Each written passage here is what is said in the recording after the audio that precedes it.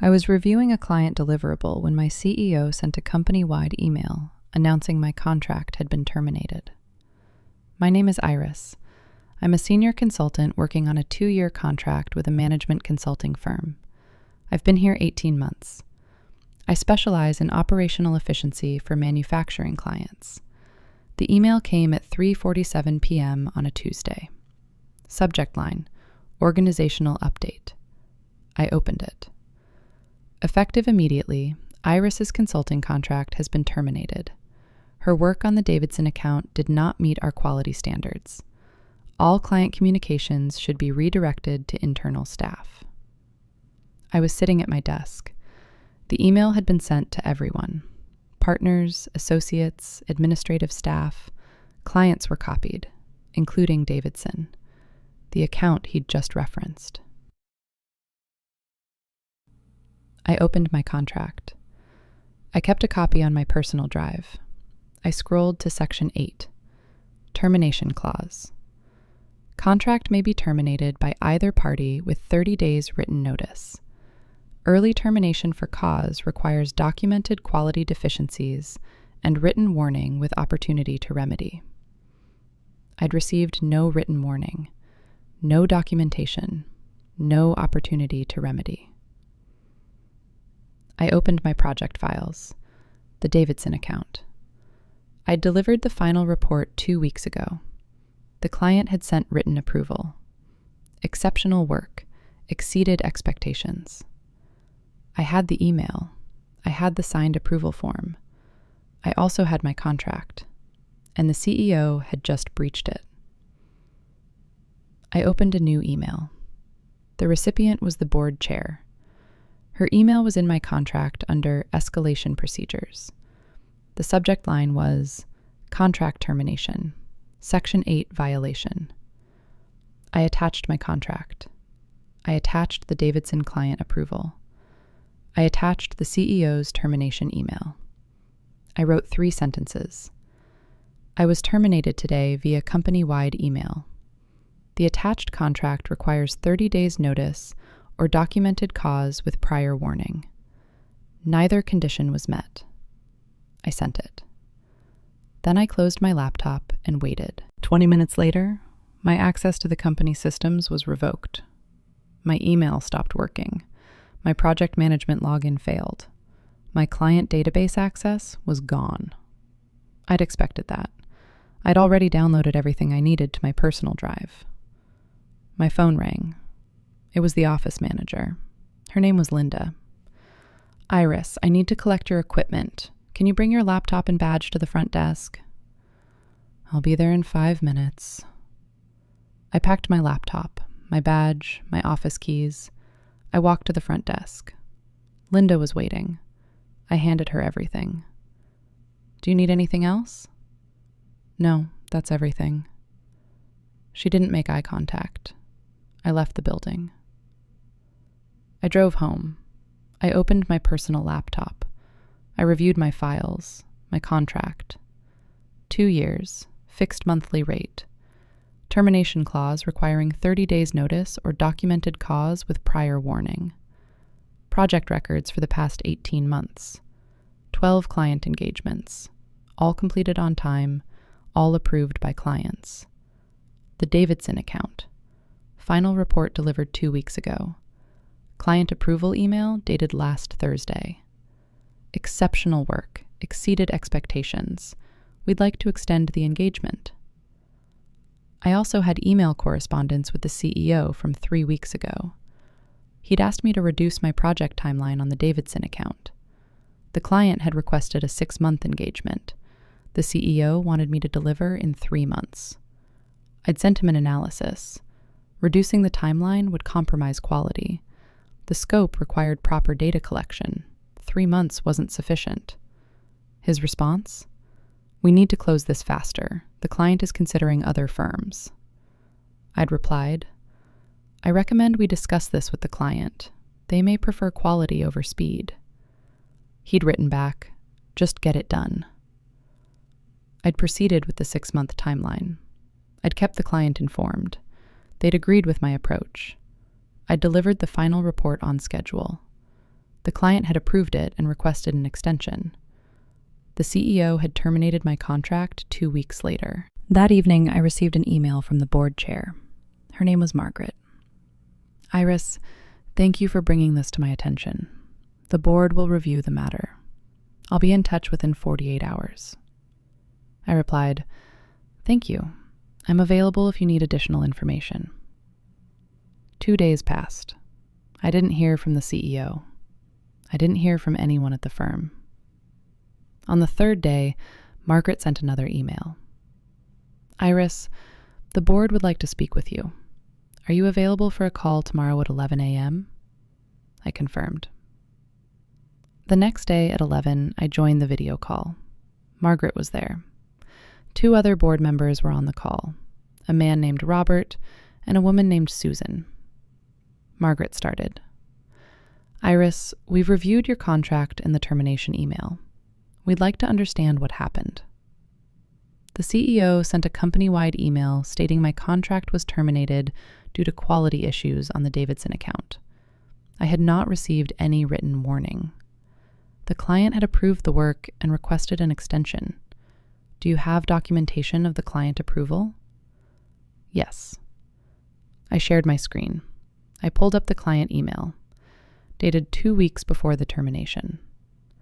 "Exceptional work, exceeded expectations. We'd like to extend the engagement." Robert leaned forward. "The CEO stated your work did not meet quality standards. The client's email contradicts that." "Correct." Susan spoke. "Were there any conversations with the CEO about quality concerns before the termination?" "No. The only conversation about the Davidson account was 3 weeks ago. The CEO asked me to reduce the project timeline from 6 months to 3 months. I recommended against it. I proceeded with the 6-month timeline with the client's agreement." Margaret pulled up something on her screen. "Your contract states that termination for cause requires documented quality deficiencies and written warning with opportunity to remedy. Did you receive either?" "No." "The contract also requires 30 days notice for termination without cause. Did you receive notice?" "No. The termination was immediate." Robert looked at Susan and Margaret. "This appears to be a breach of the termination clause." Margaret nodded. "Iris, can you send us all documentation related to the Davidson account? Client communications, project timeline, deliverables, and the CEO's correspondence about the timeline?" "I'll send it this afternoon." "Thank you. We'll be in touch once we've completed our review."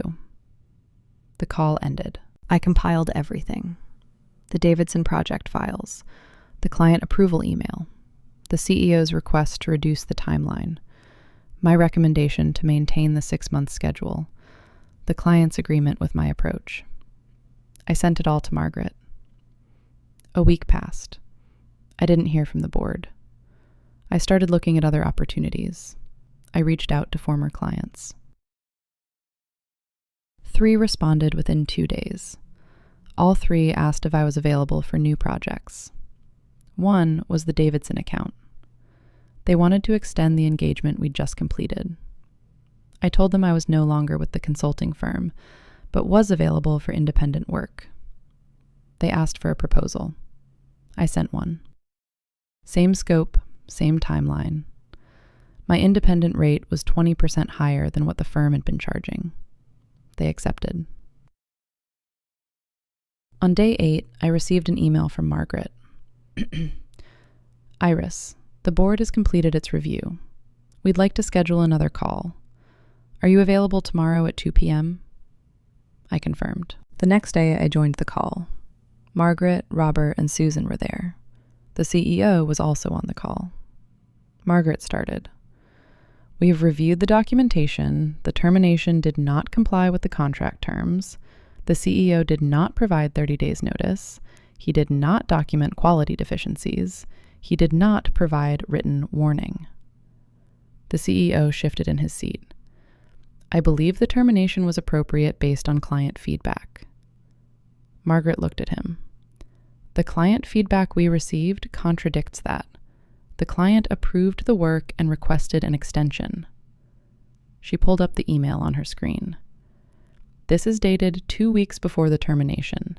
It states the work exceeded expectations. The CEO didn't respond. Robert spoke. We also reviewed the correspondence about the project timeline. Iris recommended 6 months. You requested 3 months. She proceeded with 6 months with the client's agreement.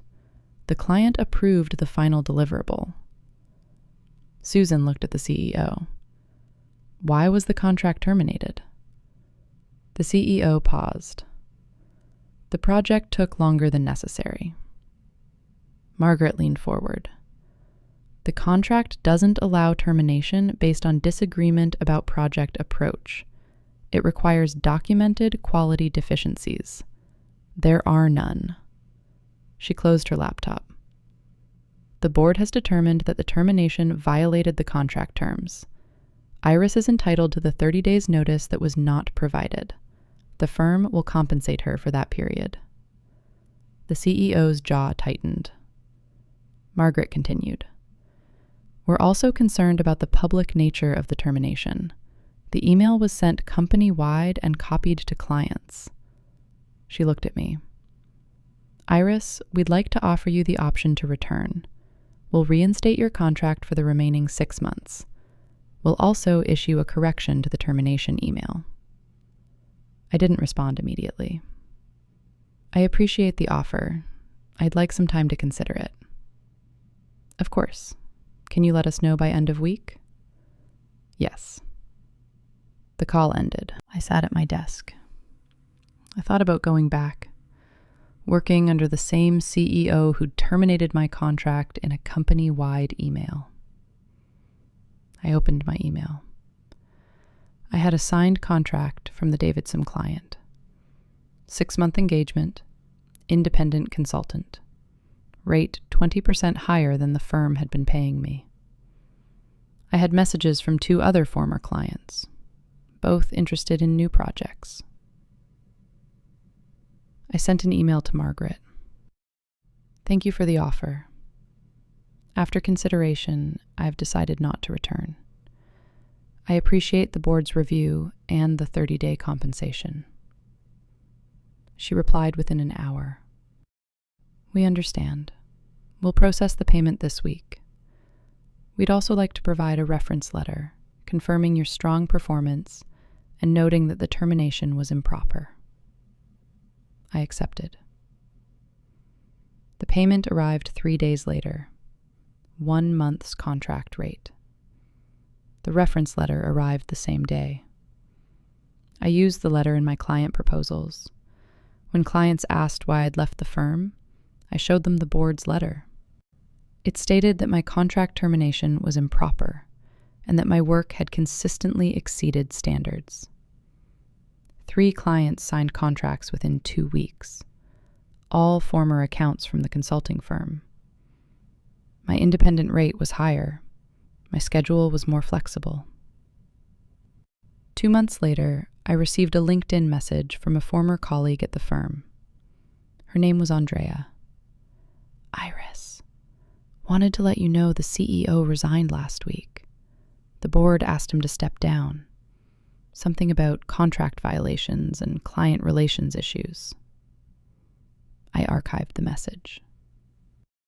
A year after my termination, I ran into the CEO at an industry event. He was in the exhibit hall. He saw me. He turned and walked the other direction. I continued to the next booth. When the CEO sent that company-wide email, he'd been confident, dismissive, certain that terminating a contractor wouldn't have consequences. He'd been wrong. Contracts aren't suggestions. They're agreements. And when you breach them, the other party has recourse. I had the contract. I had the client approval. I had the board's attention. The CEO thought he could terminate me with an email and move on. The board requested my contract that same day, and by the time they finished reviewing it, his authority was already in question. I didn't need to argue. I didn't need to defend myself. I just needed to send the contract.